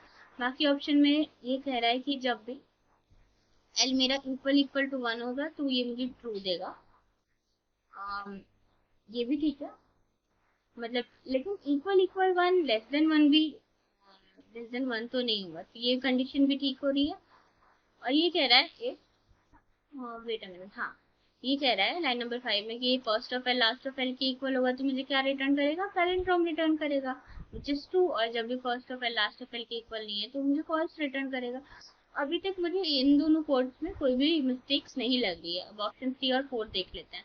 ये यहाँ पे ट्रू रिटर्न करेंगे, first of L equal to last of L, तो ये मुझे क्या करेगा, इस पैलिंड्रोम रिटर्न कर देगा, एल्स मुझे फॉल्स रिटर्न कर देगा। और procedure is palindrome last of L return is palindrome. ये वाला ऑप्शन देखो, ये वाला ऑप्शन में कह रहा है कि मेरा फर्स्ट ऑफ एल अगर लास्ट ऑफ एल के इक्वल है तो मुझे रिटर्न करना है ट्रू, एल्स मुझे रिटर्न करना है पैलिंड्रोम। ये वाला ऑप्शन तो इनकरेक्ट लग ही रहा है, क्योंकि हमने ट्रू तो सेट कर दिया लेकिन हमने कुछ रिटर्न नहीं कराया। हमने रिटर्न कब कराया, हमने रिटर्न कराया जब मेरा first of L not equals to last of L था, है ना, लास्ट ऑफ एल था। तभी एल्स वाली कंडीशन कब एग्जीक्यूट होगी, जब इफ वाली कंडीशन एग्जीक्यूट नहीं हुई। अगर इफ वाली ट्रू वैल्यू दे रही है तो फिर एल्स वाली लूप एग्जीक्यूट नहीं होगी, मतलब मुझे इस पैलिंड्रोम की कंडीशन इनकरेक्टली चेक्ड मिल रही है। मतलब एल्स वाला लूप तब चेक कर रहा है जब first of L is not equal to last of. इस वजह से ये ऑप्शन तो मैं डायरेक्टली एलिमिनेट करने में अभी केपेबल हूँ कि ये वाला ऑप्शन तो 100% इनकरेक्ट है, क्योंकि इसका जो हमें वैल्यू रिटर्न करेगा वो गलत वैल्यू रिटर्न करेगा। और ये वाला देखो, अम, ये कंडीशन ठीक लग रही है, ये वाला ऑप्शन भी, क्योंकि इसमें कह रहा है कि फर्स्ट ऑफ एल अगर लास्ट ऑफ एल के इक्वल है तो मुझे तुम क्या रिटर्न कर दो, it's palindrome rest in it of L is return false. तो देखो मुझे रिटर्न क्या करना था, मुझे मतलब चाहिए क्या था, कोड फिल करना है, तो मुझे कोड में वैल्यू ट्रू कब मिलेगी, ये कंडीशन ये वाला ऑप्शन चेक नहीं कर रहा है। ये वाला ऑप्शन देखो, अगर मुझे first of L last of L के इक्वल मिलता है तब मैं इसे ट्रू सेट कर दूंगी और उसके बाद मैं रिटर्न कराऊंगी ये वाली। तो अभी के लिए मैं इसे इनकरेक्ट मार्क कर देती हूँ, वैसे इसमें उतनी कुछ मिस्टेक नहीं है। देखा जाए तो इसमें सही बात बोलते हैं कि फर्स्ट ऑफ एल लास्ट के इक्वल नहीं है तो मुझे क्या रिटर्न करना चाहिए, मुझे इसे पैलिंड्रोम बता देना चाहिए। लेकिन सिर्फ हम ये कंडीशन नहीं देख रहे हैं, हमें इसको पहले ट्रू सेट करना पड़ेगा कि फर्स्ट वाला लेटर लास्ट वाले लेटर के इक्वल है। उसके बाद ये मुझे रेस्टिनेट मतलब अंदर के लेटर देख रहा है, जैसे मैंने क्या बताया मैडम वर्ड था हमारा, तो पहले ये क्या करेगा, फर्स्ट देख लेगा और लास्ट देख लेगा, अगर ये इक्वल है तो ये इसे भी तो चेक करेगा ना, ये इस वाली कंडीशन को भी चेक करेगा। और ये वाली कंडीशन कब चेक होगी, जब मेरी ये पुरानी वाली कंडीशन ट्रू सेट हो जाए, है ना, तो तभी मेरी ये वाली कंडीशन चेक की जाएगी और तभी मुझे पैलिंड्रोम मुझे आंसर में मिलेगा। इस वजह से मैं अभी के लिए इनकरेक्ट मार्क कर देती हूँ। ऑप्शन ए और बी में से देख लेते हैं कि कौन सा ज्यादा अप्रोप्रिएट है। ये देखो यहाँ पे भी अगेन ये फर्स्ट ऑप्शन सबसे ज्यादा करेक्ट लग रहा है मुझे।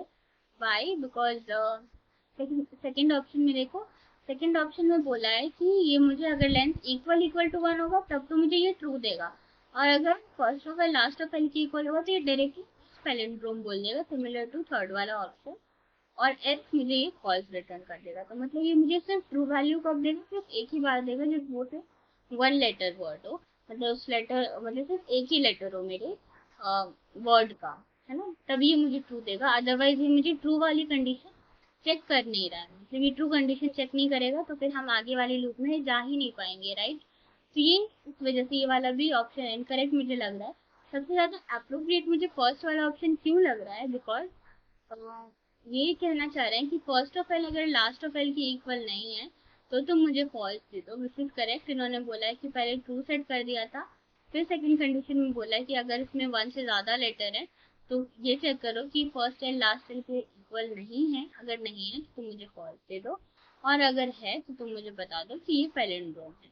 ये कंडीशन ठीक लग रही है, ऑल्दो कि इसमें ज्यादा कुछ फर्क नहीं है इस वाले ऑप्शन में और इस वाले ऑप्शन में भी। बस मैंने इसीलिए एलिमिनेट करा है बिकॉज मेरे हिसाब से ये होना चाहिए था कि इसे एक असाइन करनी चाहिए, ट्रू फॉल्स वैल्यू को सेट करके करते हुए मुझे बताना चाहिए था।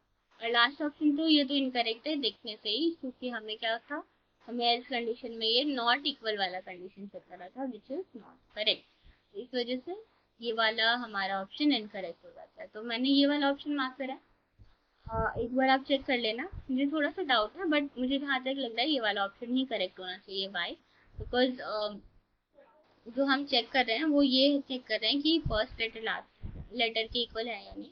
अगर वो इक्वल है तभी हम एल्स वाले लूप में जा रहे हैं ना, मतलब एल्स वाले लूप में हम तभी एंटर करेंगे। फर्स्ट वाला ब्लॉक देखो, एल्स वाले में हम तभी जाएंगे जब मेरा फर्स्ट लेटर और लास्ट लेटर सेम है, इक्वल है, तभी मैं बताऊंगी कि इस पैलिंड्रोम में। तो ये वाला कंडीशन मोस्ट अप्रोप्रिएट होना चाहिए। इस क्वेश्चन का हमारा एम क्या था, हम जाने कि पैलिंड्रोम क्या होता है ना। हम ये जाने पैलिंड्रोम क्या होता है। तो पैलिंड्रोम क्या होता है आपको एग्जांपल से पता चल गया है। ये एक ऐसा वर्ड बनाते हैं जिसके फर्स्ट लास्ट लेटर को दो कंडीशन चेक करता है कि फर्स्ट और लास्ट लेटर इक्वल है, और दूसरा कि इसको मैं रिवर्स ऑर्डर में लिखूं तो भी मुझे सेम रिजल्ट दे, राइट। अब एक ये क्वेश्चन है हमारा, ये क्वेश्चन देख लेते हैं कि इसे कैसे सॉल्व करना है। ये कह रहा है कि एक प्रोसीजर है जो कि कैलकुलेट करता है दो पॉजिटिव इंटीजर को आर्ग्यूमेंट लेता है। आर्ग्यूमेंट क्या है, जो पैरेंथेसिस के अंदर है, मतलब हमारे पैरामीटर, ठीक है, और रिटर्न करता है एक इंटीजर। ये हमें क्या वैल्यू देगा, इंट वैल्यू देगा। ये हमें एक इंटीजर रिटर्न देगा बेसिकली। अब हमें कुछ कंडीशन दी गई है, बोला गया लाइन नंबर 2 में if J is equal to 0 return कर दो आई। मतलब अगर मेरा सेकंड इंटीजर अगर 0 है तो मुझे कौन सी वैल्यू दो, सिर्फ और सिर्फ आई। लेकिन अगर मेरी जे की वैल्यू 0 के इक्वल नहीं है तो मुझे कौन सी वैल्यू दो, तो मुझे तो ये वाली वैल्यू दो, ये वाली। एल्स यहाँ पे कुछ लिखा नहीं, इसका मतलब है कि ये वाला अगर एग्जीक्यूट हो रहा है तो ये करो, अगर नहीं तो फिर ये वाली वैल्यू दो। कैलकुलेट जे प्लस आई कॉमा जे माइनस आई। ये एक रिकर्जन का फंक्शन, सॉरी रिकर्जन वाला क्वेश्चन है जिसमें ये अपने आप को कॉल करता जाएगा। देखो जे की वैल्यू मान लो 5 है, ये कुछ भी मान लो, ये तब तक कॉल करेगा जब तक इसकी जे की वैल्यू 0 ना हो जाए, तब तक मुझे ये कोई इंटीजर रिटर्न नहीं करेगा। अब इसके बेसिस पे एक हमें क्वेश्चन दिया गया है, जल्दी से वो सॉल्व कर लेते हैं। क्वेश्चन है व्हाट कैलकुलेट 5 और 3 रिटर्न, ठीक है। तो हमारा प्रोसीजर क्या था, मैं यहाँ लिख देती हूँ सी 5 3 कैलकुलेट 5 और 3। तो 5 मेरा क्या है आई, और जे मेरा क्या है 3, है ना। तो यहाँ पे जे की वैल्यू 0 के इक्वल तो है नहीं, तो मुझे ये क्या रिटर्न करेगी, मुझे ये वाली वैल्यू रिटर्न करेगी। विथ मुझे क्या देगा, ये मुझे देगा जे प्लस आई, मतलब 3 + 5।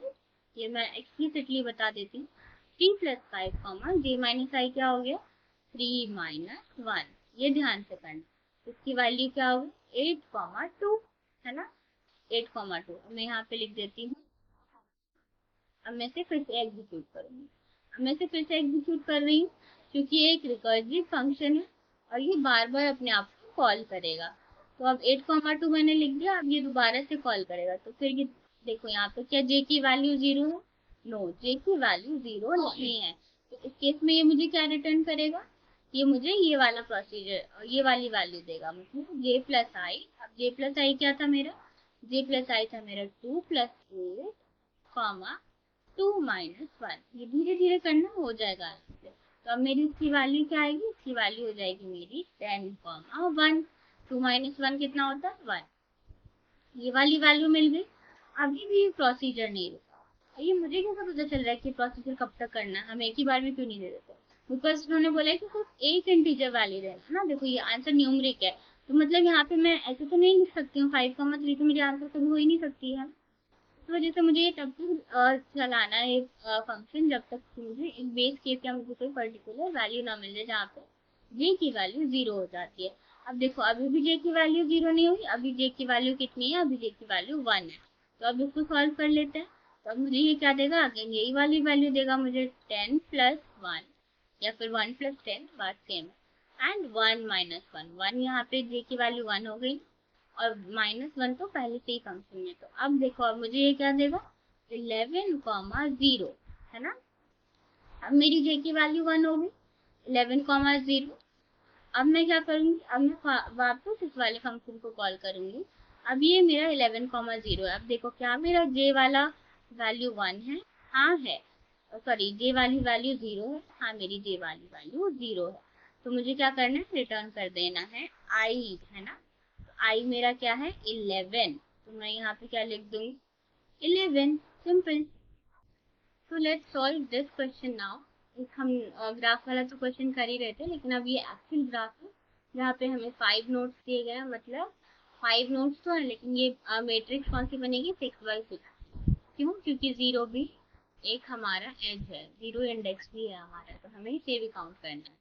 तो 6 × 6 एडजेसेंसी मैट्रिक्स बनाएगा करस्पॉन्डिंग टू जिस ग्राफ हमें कुछ क्वेश्चन आंसर करना है। मैंने इस टाइप का क्वेश्चन ग्रेडेड असाइनमेंट 11 में भी सॉल्व कराया था, एक बार वो वीडियो देख लेना अगर कुछ ऐसा ग्राफ वाला क्वेश्चन दिखे, तो वो काफ़ी और अच्छे से समझ आ जाएगा। उसमें भी मैं समझा देती हूँ, डिसीजन ट्री बता देती हूँ कि क्या है। अगर मान लो कि मैं 0 को मेरा पेरेंट मान रही हूँ, या फिर 0 को एंसेस्टर मान रही हूँ, तो मैं 0 से अपना ग्राफ स्टार्ट करूंगी। अब मैं इसके नेबर्स देखूंगी, तो नेबर कौन कौन से है, 1 है, 5 है, 2 है और 3 है। लेकिन मुझे कौन सा सिलेक्ट करना है, जिसकी इंडेक्सिंग सबसे कम है।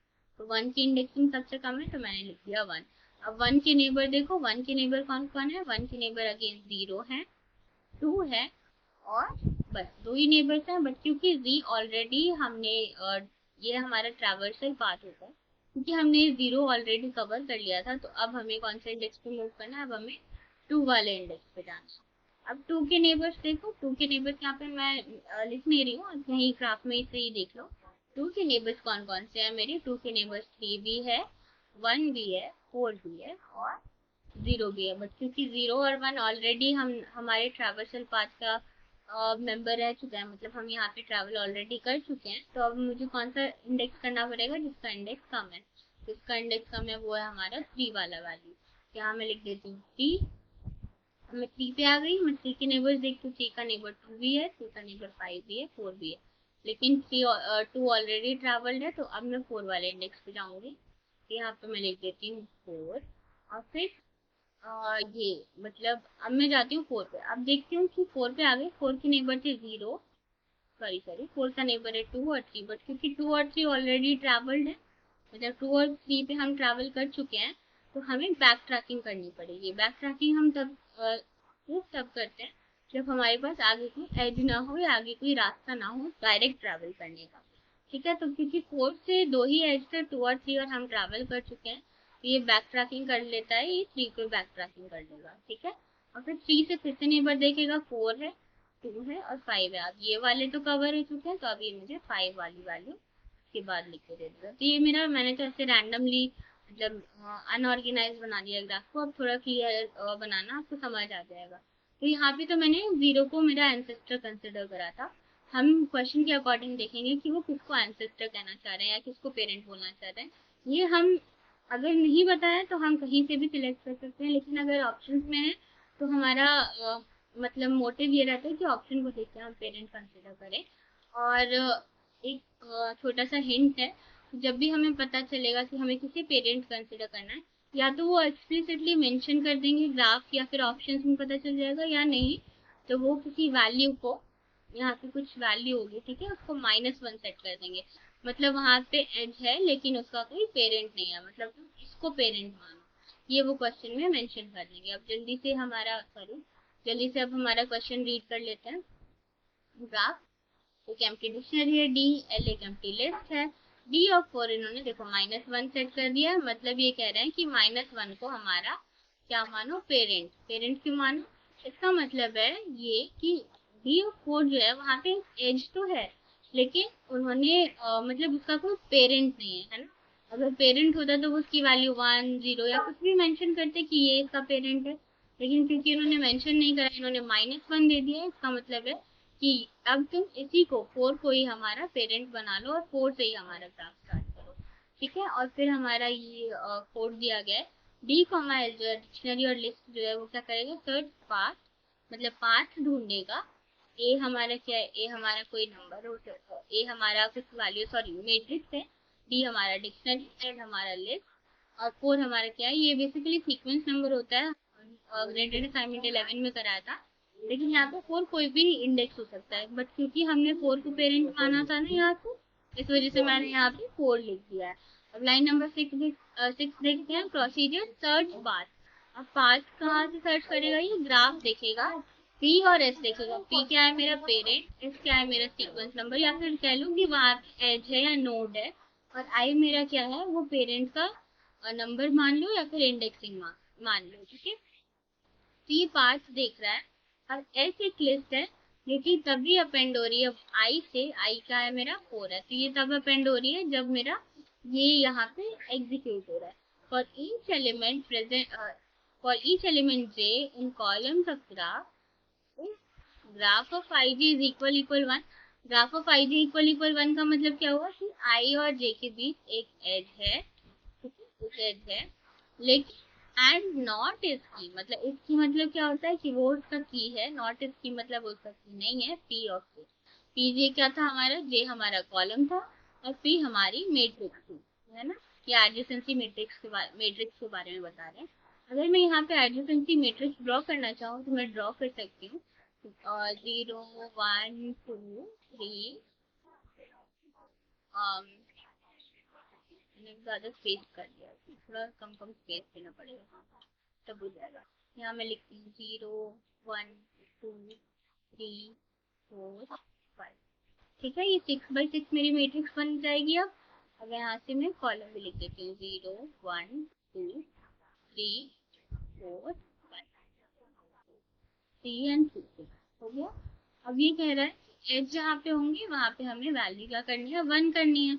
अब क्योंकि मैंने यहाँ पे एजेस अभी इसलिए नहीं लिखे क्योंकि हमें यहाँ पे 4 वाले को पेरेंट मानना है, तो हम पहले 4 वाले को पेरेंट मान लेंगे और फिर एजेस ड्रॉ करते जाएंगे। ठीक है, तो पी ऑफ जे ऑफ आई को हम आई, पी जे को हम आई सेट कर देंगे। इसका मतलब ये है कि अगर कोई एज है और हमारा जे का कोई पेरेंट नहीं, ये कहना चाह रहे हैं ये इस लाइन में। एक बार ग्रेडेड असाइनमेंट भी देख लेना, उसमें थोड़ा और डेप्थ में समझाया है, अभी फिलहाल मैं इतना ही बता रही हूँ। ये कहना चाह रहे हैं कि अगर आई से जे के बीच में एच है लेकिन जे का कोई भी पेरेंट नहीं है, तो जे का पेरेंट किसको असाइन कर दो, आई वाले को कर दो। ठीक है, और फिर पी कॉमा एस क्या दे देगा मुझे, search path graph P S. तो मुझे जो भी मेरा पाथ है वो ग्राफ से सर्च करके मुझे दे देगा और रिटर्न कर देगा मेरी वैल्यू पी कॉमा एस, और ये मेरा सर्च पाथ क्या हो जाएगा, एंड हो जाएगा। जल्दी से हम एडजेसेंसी मैट्रिक्स देख लेते हैं। अगर मैं 4 को मानती हूँ हमारा, ठीक है, हमारा पेरेंट में किसको मान रही हूँ, 4 को, क्योंकि इन्होंने क्वेश्चन में मेंशन कर दिया कि डी 4 है -1, मतलब इसका कोई भी पेरेंट अभी तक नहीं है। तो अगर मैं 4 को हमारा पेरेंट मान के स्टार्ट करूँ तो 4 के नेबर्स कौन कौन से हैं, 2 भी है और 3 भी है, लेकिन इंडेक्सिंग किसकी कम है, 2 की।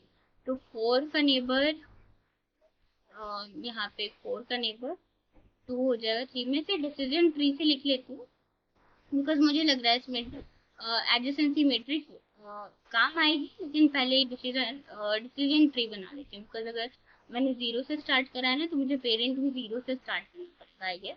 बट एक बार मैं डिसीजन ट्री बना के समझा देती हूँ। मतलब क्या होगा कि मेरा 4 है अभी के लिए पेरेंट, और 4 से नेबर कौन कौन से थे, 2 और 3, लेकिन 2 की इंडेक्सिंग कम है तो मैं क्या लिख दूंगी, यहाँ पे मैं 2 लिख दूंगी। 2 से नेबर देखो, 2 से मेरे नेबर है 1 0 एंड 3 एंड 4, बट क्योंकि मुझे सबसे कम वाला इंडेक्स देखना है, 4 तो मैं जाऊंगी नहीं क्योंकि मैं अभी ट्रैवल करके आई हूँ 4 से यहाँ पे, तो सबसे कम इंडेक्स की इंडेक्सिंग है अब 0 की। तो यहाँ मैंने क्या लिख दिया 0। अब 0 के नेबर्स देखो, 0 के नेबर्स है 1, 5, 2 एंड 3। अब सबसे छोटा इंडेक्स कौन सा है 1, तो मैं यहाँ क्या लिख दूंगी, यहाँ पे लिख दूंगी, मैं यहाँ लिख देती हूँ 1। फिर 1 के नेबर देखो, 1 के नेबर है 2 और 0, दो ही नेबर है 1 के, तो क्योंकि हम 1 और 0 सॉरी 0 और 2 पे ऑलरेडी ट्रैवल कर चुके थे और इसके बाद फर्दर एज नहीं है, तो ये बैक ट्रैकिंग करेगा। हम मान लेते हैं कि हमने बैक ट्रैकिंग करी और हम वापस से 1 से 0 की तरफ आ गए।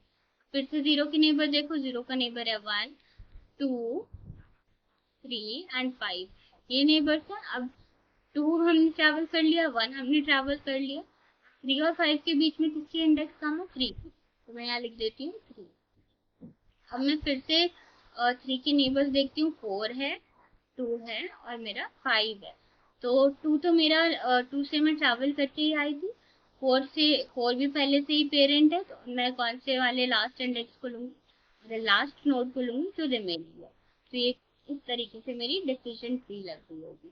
तो इसकी वैल्यूज की एजेस कहाँ कहाँ पे 1 होंगे, मतलब ये 4, 2 जहाँ पे होगा 4, 2, वहाँ पे इसकी वैल्यू 1 होगी, इक्वल टू 1 होगी। और मतलब ये आप ना खुद से सॉल्व कर सकते हो, एडिशन की मैट्रिक्स मैंने बताया था, तो आप वहां से देख के सॉल्व कर लेना। 4 से 2 के बीच में एज होगा तो ये 1 कर देगा, 2 से 0 के बीच में होगा तो 1 कर देगा, लेकिन 0 से 2 के बीच एज नहीं है तो यहाँ पे क्या हो जाएगा 0। ठीक है, मतलब बैकवर्ड डायरेक्शन में जहाँ पे डायरेक्शन नहीं है ग्राफ का, वहाँ 0 0 हो जाएगा। जहाँ जहाँ पे एजेस है वहाँ पे ये 1 कर देगा। यही होती है सिंपल। तो सब जल्दी से क्वेश्चन देख लेते हैं। क्वेश्चन क्या है हमारा, तो क्वेश्चन कहता है what will be the value of L after the execution of the following pseudo code, मतलब जब हम सूडो कोड को एग्जीक्यूट करते हैं तो मेरी एल की वैल्यू क्या होती है। क्योंकि एल मेरा एक लिस्ट था, मैंने पेरेंट किसको माना है, मैंने पेरेंट 4 को माना है, तो मुझे 4 से ही स्टार्ट करना पड़ेगा। अब देखो सारे ही ऑप्शन में 4 फर्स्ट एलिमेंट है। हमारा डिसीजन ट्री कैसा बना था, हमारा डिसीजन ट्री बना था 4, 2, 0, 1, 3, 5, है ना। उसे देख लेना डिसीजन ट्री 4, 2, 0, 1, 3, 5। पहले हम 4 पे गए, फिर 4 से सबसे छोटा इंडेक्स 2 का मिला, फिर 2 से नेबर्स देखकर सबसे छोटा इंडेक्स 0 का, फिर 1 का मिला। इस तरीके से हमने यहाँ तक ट्रैवल कर लिया। तो मेरा जो ऑप्शन 4, 2, 0, 1, 3, 5 है वो करेक्ट है, विच इज ऑप्शन नंबर 2। तो ये वाला मेरा करेक्ट हो जाएगा। इसका दूसरा ऑप्शन देख लेते हैं। व्हाट विल, क्वेश्चन है ये, what will be the value of keys of D after the execution of the code, मतलब कि जो हमारी डिक्शनरी की जो कीज है उसकी वैल्यू क्या होगी। अब देखो यहाँ पे ना आंसर ना, ये वाली क्वेश्चन जहाँ पे कीज ऑफ डी है, mostly answer can not be determined होता है, मतलब कैन नॉट बी डिटरमाइंड, हम इसको बता ही नहीं सकते कि हमारा कौन सा आंसर सही है, बिकॉज इसका एक पर्टिकुलर रीजन है। देखो क्यों, क्योंकि डिक्शनरी क्या स्टोर कर रहा था, ये कीज, डिक्शनरी में तो ऑब्वियसली की वैल्यू पेयर होते हैं, तो वैल्यू में हमारी लिस्ट थी जो कि डिसीजन ट्री है, और की मेरा क्या था, वो इंडेक्स या फिर मैं मान लूँ रो नंबर है ना, रो नंबर। वहां से फिर कॉलम में देखती थी कि कॉलम में एज है या नहीं, या अगर मैं इसे लिखना चाहूँ तो मैं ऐसे लिख दूँ कि 0 मेरा कॉलम है, फिर इसके अंदर एक लिस्ट है कि 0 के बीच अगर एज है तो मैं यहाँ लिख दूंगी 0, 1, 0 से 2 के बीच एज है तो मैं यहाँ लिख दूंगी। ऐसे करके इस तरीके से हम कुछ लिख रहे होते थे ना हमारी डिक्शनरी में, ये आप देख लेना। बट क्योंकि हम पर्टिकुलरली बता नहीं सकते, अगर मैं 4 को मेरा पेरेंट नोड मान लूँ तो भी मैं कीज नहीं बता सकती, क्योंकि हमारे जो ट्री बना है वो नेबर्स के बेसिस पे बना है। हम नेबर्स के बेसिस पे ये कॉन्फ़िगर नहीं कर सकते कि ये इसका की होना ही चाहिए। की तो क्या होता है, की नोड्स होते हैं हमारे, लेकिन नोड्स का कोई ऑर्डर है या नहीं है ये डिपेंड करता है क्वेश्चन पे। तो ये अभी फिक्स वैल्यू नहीं देगा। तो इस तरीके के क्वेश्चन में जहाँ पे भी चीज ऑफ डी पूछा जाए ना, तो आप कैन नॉट बी डिटरमाइन लिख सकते हैं, डायरेक्टली लिख सकते हैं, बिकॉज हम इस केसेस में जहाँ हमने डिसीजन ट्री बनाई है वहाँ पे हम डायरेक्टली कभी भी चीज को डिटरमाइन ही नहीं कर पाएंगे, हम इसकी वैल्यू कभी भी बता ही नहीं पाएंगे कि चीज में कौन कौन सी वैल्यू होगी। उस वजह से हमारा लास्ट ऑप्शन करेक्ट हो जाएगा।